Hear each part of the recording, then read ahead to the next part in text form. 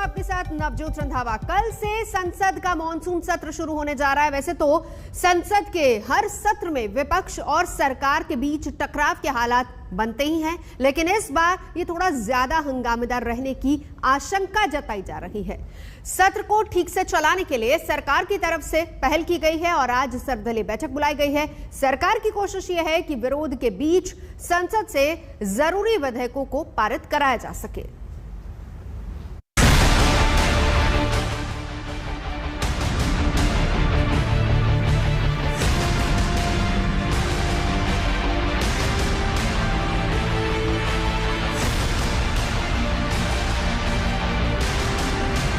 19 जुलाई से संसद के मॉनसून सत्र का आगाज होगा।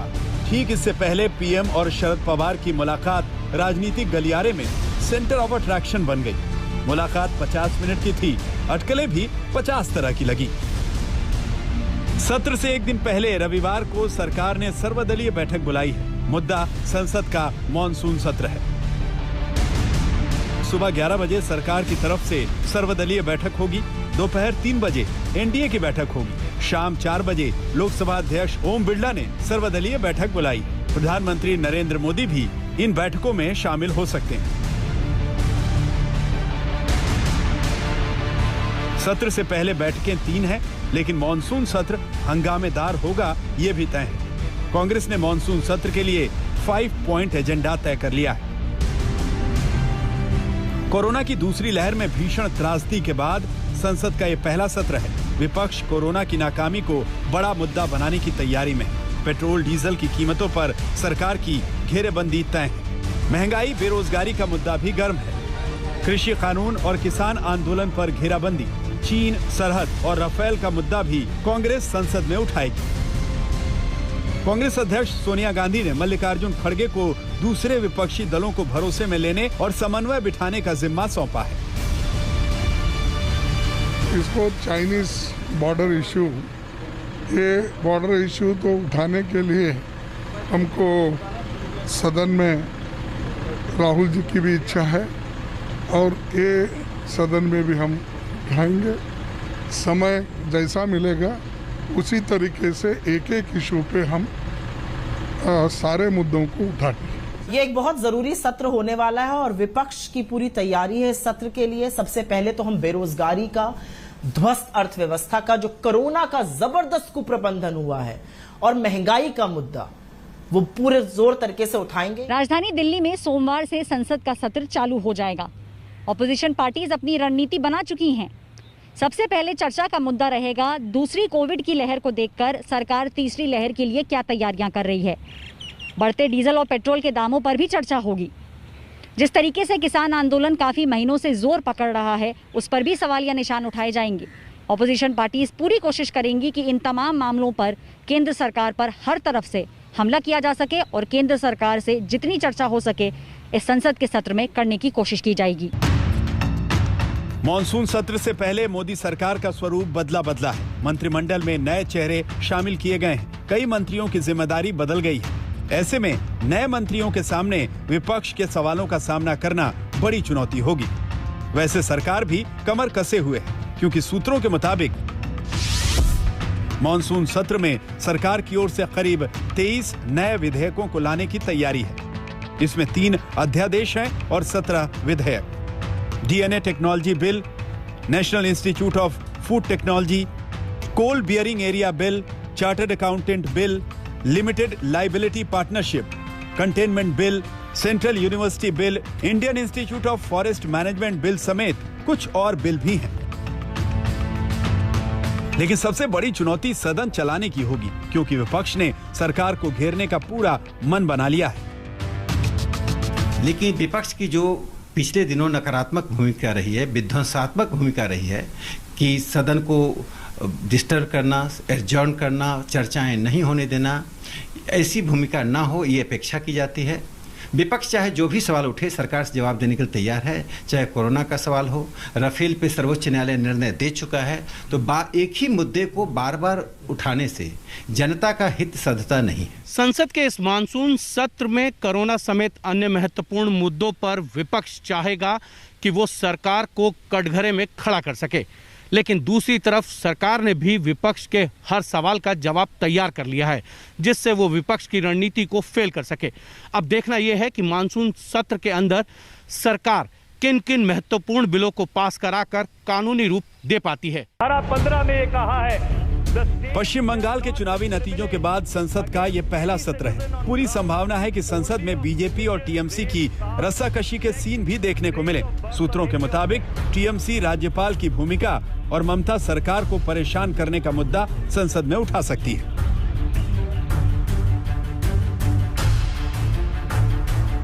वहीं सरकार ने भी कमर कस लिया है। विपक्ष की घेराबंदी का जवाब देने के लिए कोरोना टीकाकरण अभियान को कामयाबी के तौर पर पेश किया जाएगा, जिसके साथ ही वैक्सीन की बर्बादी का मुद्दा भी सरकार अपने पक्ष में ढाल के तौर पर इस्तेमाल कर सकती है। कुल मिलाकर ये तय है कि मॉनसून सत्र हंगामा खेज रहेगा।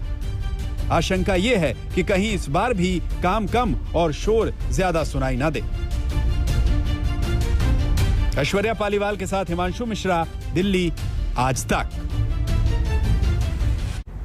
योगी पर दांव लगाकर बीजेपी ने पहले मास्टर स्ट्रोक चल दिया और अब आरएसएस ने भी मोर्चा संभाल लिया है। संघ की आज बड़ी बैठक लखनऊ में होने जा रही है और इस बैठक में 2022 की चुनावी रणनीति पर चर्चा होगी।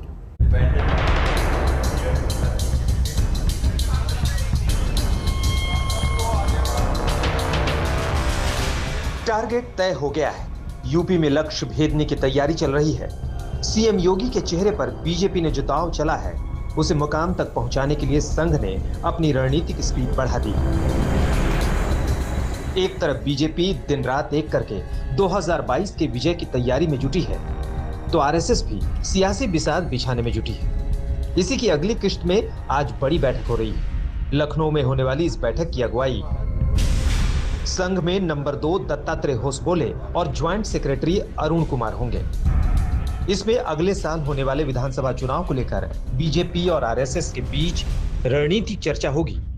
साथ ही इससे जुड़े संगठन भी इस बड़ी बैठक का हिस्सा होंगे। इसी में जीत का मंत्र दिया जाएगा। सूत्रों के मुताबिक इस बैठक में यूपी के सीएम योगी और दोनों डिप्टी सीएम भी शामिल होंगे। डिप्टी सीएम केशव प्रसाद मौर्य ने तो 2022 में बीजेपी 325 के पार का नारा भी गढ़ दिया है। हम लोग 2022 में 300 से ज्यादा फिर सीटें जीतेंगे और जो विरोधी सोचते हैं कि कोई भाजपा कहीं से उसमें दरार है, कोई कमजोरी है, तो वह उनका भ्रम है। हम सब लोग एकजुट थे, एकजुट हैं और एकजुट होकर के चुनाव लड़ेंगे। सपा बसपा कांग्रेस की तिकड़ी को फिर धूल चटाएंगे, कमल का फूल खिलाएंगे। हम 2022 में हम 2024 देख रहे हैं। हम नरेंद्र मोदी जी की दूसरी बार वापसी लाने की जिम्मेदारी देख रहे हैं। योगी जी हमारे आदरणीय मुख्यमंत्री हैं। उत्तर प्रदेश सरकार ने शानदार काम किया है और उस काम के विरुद्ध विरोधियों के पास बोलने के लिए कुछ नहीं है।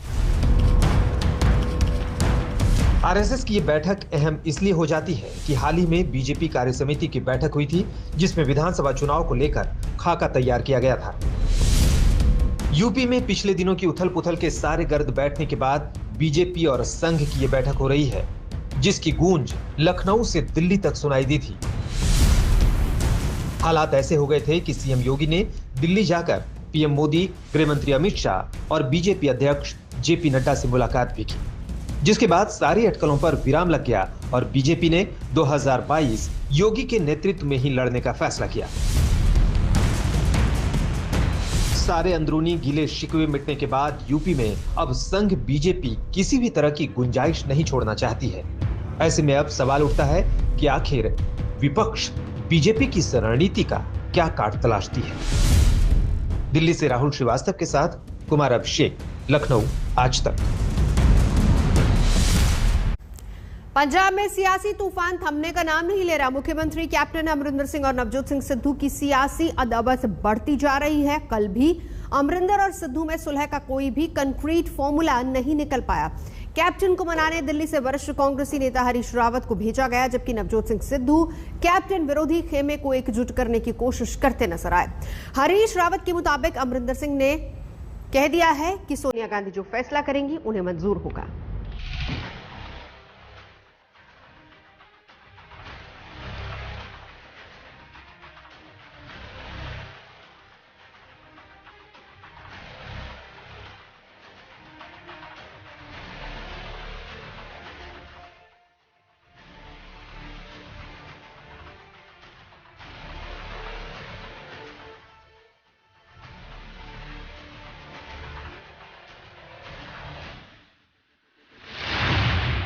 अमरिंदर सिंह और नवजोत सिंह सिद्धू वैसे तो एक ही टीम के दो मजबूत खिलाड़ी हैं, लेकिन इन दिनों सियासी बैटिंग एक दूसरे के खिलाफ कर रहे हैं। क्रिकेट के कप्तान और कोच के बीच तकरार तो सुनी होगी और पंजाब में भी यही हो रहा है। टीम के कप्तान कैप्टन अमरिंदर सिंह ने दो टूक बता दिया, नवजोत सिंह सिद्धू उन्हें कोच यानी प्रदेश अध्यक्ष के तौर पर स्वीकार नहीं है। नतीजा पटियाला से दिल्ली तक हड़कंप मच गया। मान मनोवल और सहमति के फॉर्मूले तलाशे जाने लगे। वरिष्ठ नेता और पंजाब कांग्रेस के प्रभारी हरीश रावत सोनिया का पैगाम लेकर कैप्टन अमरिंदर सिंह के फार्म हाउस पहुंचे। कैप्टन ने पंजाब सरकार का हेलीकॉप्टर हरीश रावत को लाने के लिए भेजा था। मुलाकात 1 घंटे चली, तस्वीर भी सामने आई। सूत्रों के मुताबिक अमरिंदर ने हाई कमान के संदेश वाहक हरीश रावत को बता दिया कि सिद्धू को बतौर प्रदेश अध्यक्ष स्वीकार करना मुश्किल है। पंजाब कांग्रेस के वरिष्ठ नेता इसके खिलाफ हैं।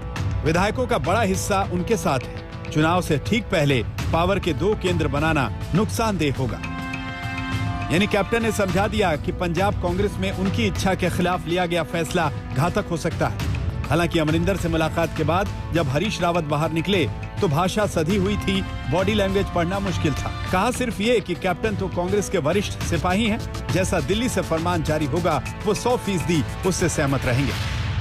कैप्टन अमरिंदर सिंह जी ने जो पहले एक महान बयान दिया था, जिसमें उन्होंने कहा था whatever decision will be taken by the Congress President, by the CP, that will be honored by me. I will abide by that. So he reiterated that statement today also. Punjab के अंतर्कलह को थामने के लिए कांग्रेस पार्टी में दिल्ली से चंडीगढ़ की दौड़ लगातार जारी है और बार बार ये कहा जा रहा है कि फॉर्मूला बन गया है, लेकिन सवाल अभी भी वहीं की वहीं अड़ा हुआ है कि कैप्टन अमरिंदर सिंह अभी भी नहीं मान रहे हैं कि नवजोत सिंह सिद्धू को उनके बराबर का पद दिया जाए। मुख्यमंत्री कैप्टन अमरिंदर सिंह न सिर्फ लोकप्रिय नेता हैं, बल्कि उनकी पकड़ पार्टी में बेजोड़ मानी जाती है। सिद्धू समझ रहे हैं कि सिर्फ हाईकमान का आशीर्वाद ही काफी नहीं है, लिहाजा आज राजनीतिक ताकत दिखाने वाली उनकी सियासी दौड़ गजब की थी। सिद्धू की मुलाकात सबसे पहले कांग्रेस पार्टी के मौजूदा अध्यक्ष सुनील जाखड़ से उनके निवास पंचकुला में हुई। कैमरे के सामने गले लगते नजर आए। इसके बाद सिद्धू कैप्टन अमरिंदर के विरोधी खेमे के कैबिनेट मंत्री सुखी रंधावा के घर पहुंचे। सिद्धू मंत्री जी के पांव छूते नजर आए। दौड़ यहीं खत्म नहीं हुई। उसके बाद नवजोत सिंह सिद्धू स्वास्थ्य मंत्री बलबीर सिद्धू के घर गए। वहां से लाल सिंह और कैबिनेट मंत्री गुरप्रीत कांगड़ के घर भी गए।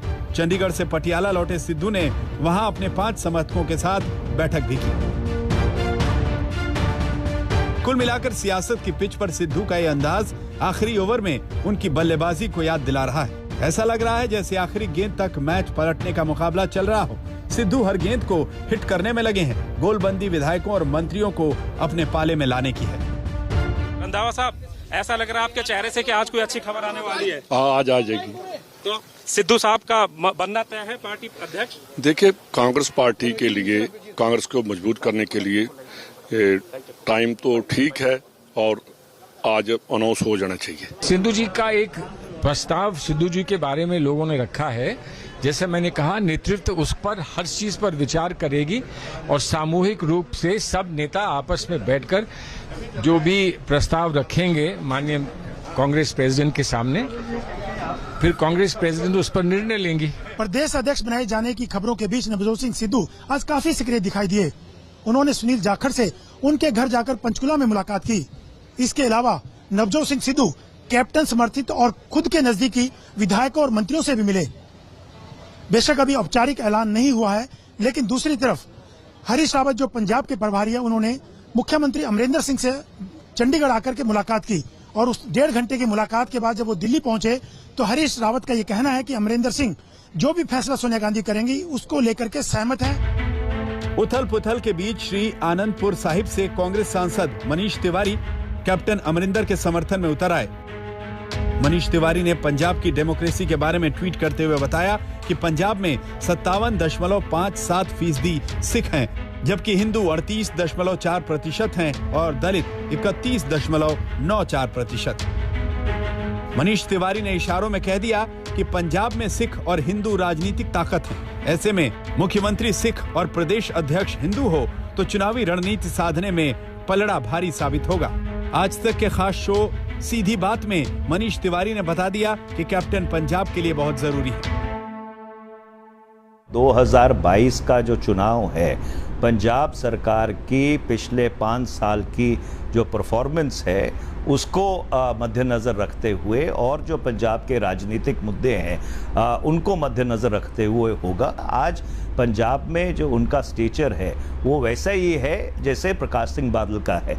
एक अलग जनरेशनल स्टेचर है, उनको एक फादर फिगर के तौर पर लोग सब मानते हैं।